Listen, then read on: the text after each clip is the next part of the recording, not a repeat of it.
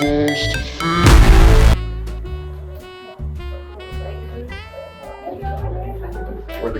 guys are the last ones. Awesome. So welcome in, everybody. What you are looking at right now is the set of the 2014 movie Elf Buddies Musical Christmas. It's based on the 2003 film Elf and includes music from the Broadway musical. Now, how many people actually knew that Elf got turned into a musical? One person, yeah! Way to start off the day, I love it. So this is a stop motion film. It's claymation to be specific. And with that, it is only 45 minutes long. That's because your 10-hour workday gives you a couple seconds worth of footage. It takes a lot of patience to do claymation. I'm grateful for the people that have it, because I don't have that patience. Especially if something were to get knocked out of the way.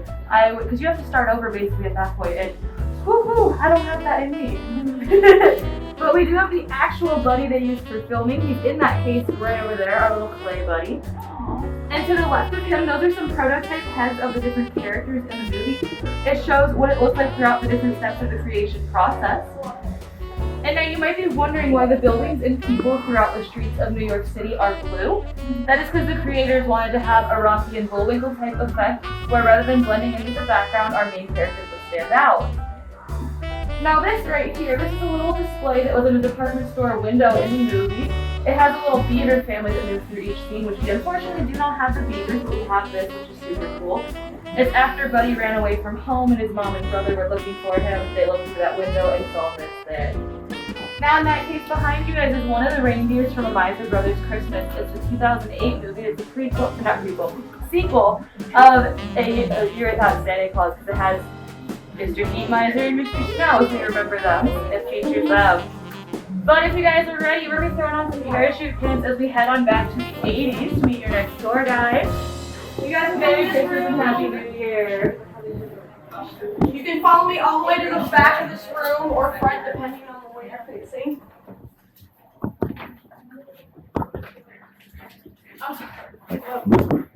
It doesn't matter.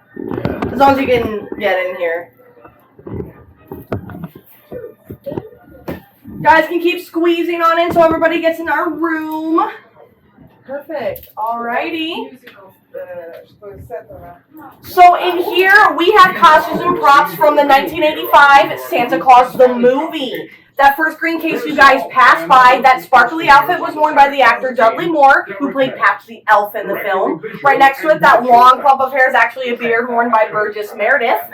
The very big red case in the back, we have the life-size animatronic reindeer of Donner. Yes, he is a robot. He is not real. They use him for like close-ups that they need to get of the deer. In this smaller red case, we have the outfit worn by John Lithgow, who played Beezy, who was the main bad guy in the film. And then right across from there, we have these sleighing reindeer. This video is talking about how they made these. That man he's talking about is Christopher Reeve's Superman. He also worked on that film. Computer graphics weren't really that well developed when the film was being made, so that's why they made these reindeer instead and had people control them to make them look like real deer flying. Would apply here. If we made reindeers, those parts are in all of those deer. Were as near to being perfect as they could be. When they moved their leg, then their shoulders would move. So that it wouldn't just be a case of a leg moving and nothing else. It would be their legs and their shoulders and ripples in their body. Even kitchen appliances can come in handy for movie making today. The foam is set in a mold to obtain the correct body curvatures for the miniaturized deer.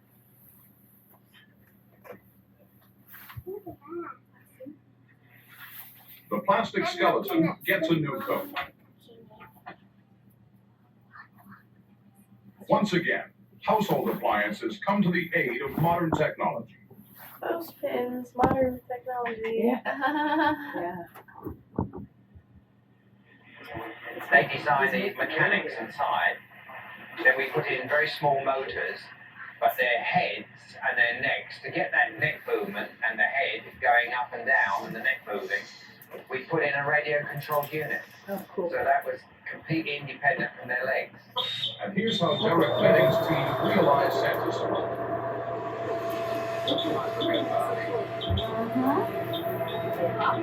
So a little fun fact, those sparkles you see were hand painted on the film. And this thing you guys see here, you're gonna see Donner that we have in that back case. Oh, there it is.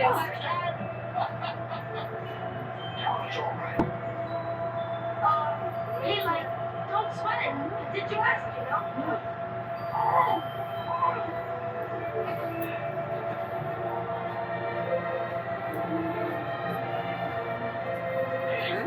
How would you like to drive for a while? Me? Drive?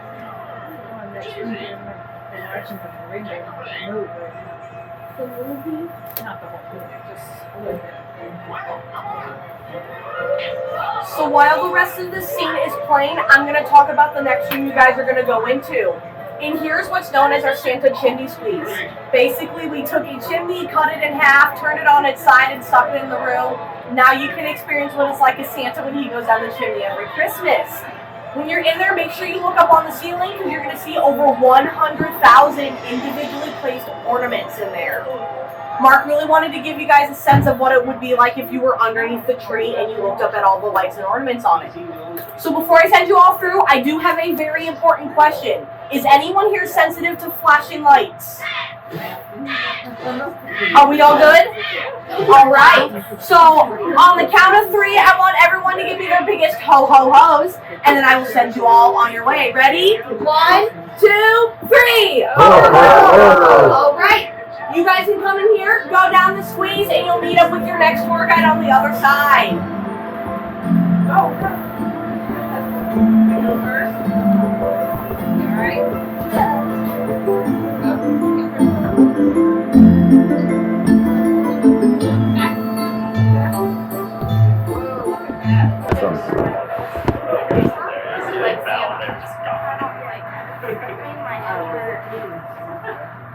Hi everyone, how are you guys doing today? Good? Alright, over here we have Deck the Hall starring Danny DeVito and Matthew Broderick. If you're unfamiliar with this movie, Danny DeVito's character Buddy, he wants to go all out and have the best holiday lights display, biggest, brightest one, decorate his entire house with lights, but his neighbors really aren't too fond about that. But this is the house that was used in the movie. Instead of decorating an actual house with all the lights, they went small scale and decided to do a miniature house. When Mark Klaus received this, he was told it was going to be all put together, fine, good as new, all of that kind of stuff. But then he opened the box and it was in pieces, so he had to reconstruct it and get all 80,000 fiber optics working on it again.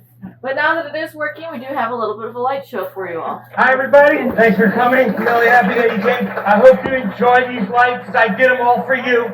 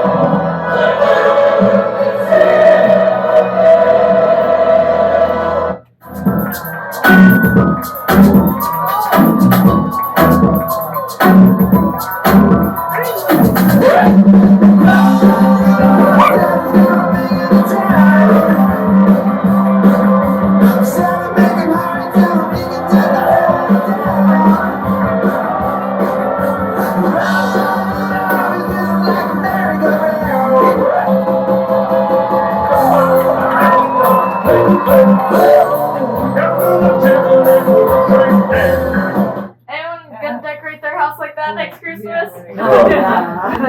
Alright, if you want to come over to this next room, we're gonna go to London. London? Oh, ma faccio.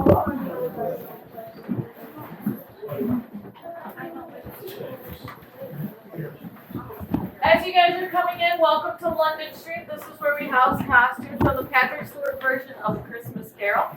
All the costumes you see here were used in the movie as well were made to be authentic to the time period A Christmas Carol was set to take place. Now up here, Mark Klaus is going to tell you about some of the costumes you see.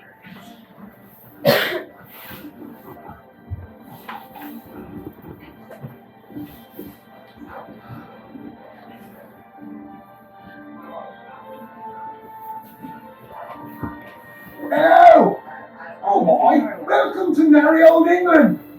Yeah, we have some of the most wonderful costumes from the Christmas Carol movie in here. This is our London Street. London Street houses the costumes from the 1997 Christmas Carol movie starring Patrick Stewart. That's right, captain of the Starship Enterprise.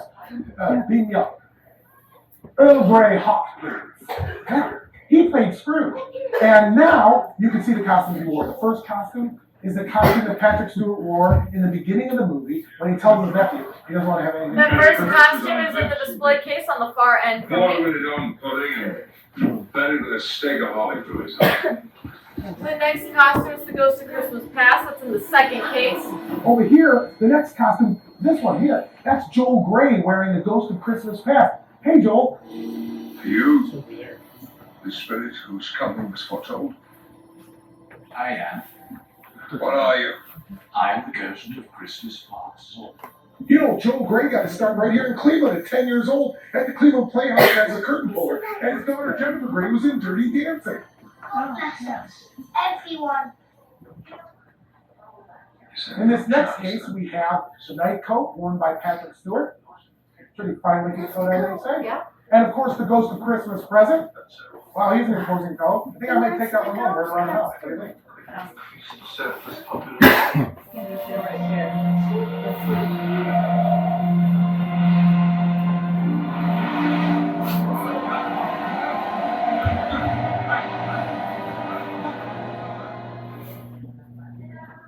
There's nothing the world is so hard as poverty. There's nothing that professes to come down with such severity. And in the last case, there's some really special costumes in here. One that I'd like to talk about is that beautiful velvet dress. In fact, that fabric is called silk velvet.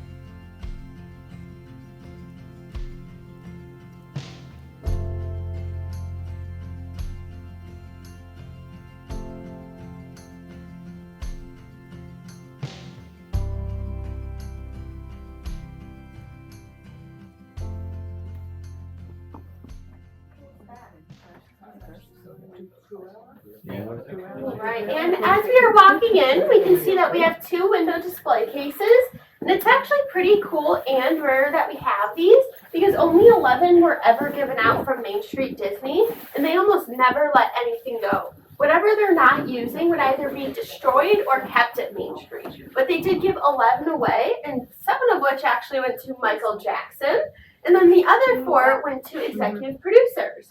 But sadly, no, Mark is not an executive producer, although that would be cool. He only bought them from them.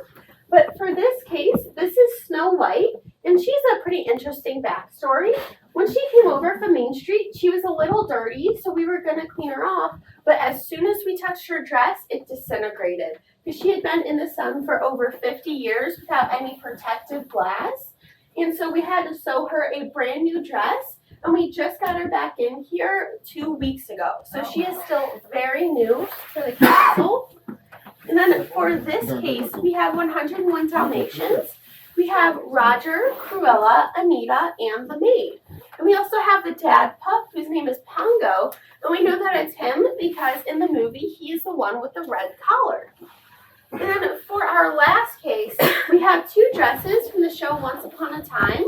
And Once Upon a Time is a live-action show based on a fairy tale. It's actually based on Snow White. And through the series, they would add other stories or movies. And one of the movies they added was actually Frozen. So on the left, we have Anna's dress. And on the right, we have the Aunt Ingrid's dress from the show. And she was the original Snow Queen who kind of taught Elsa how to use her powers.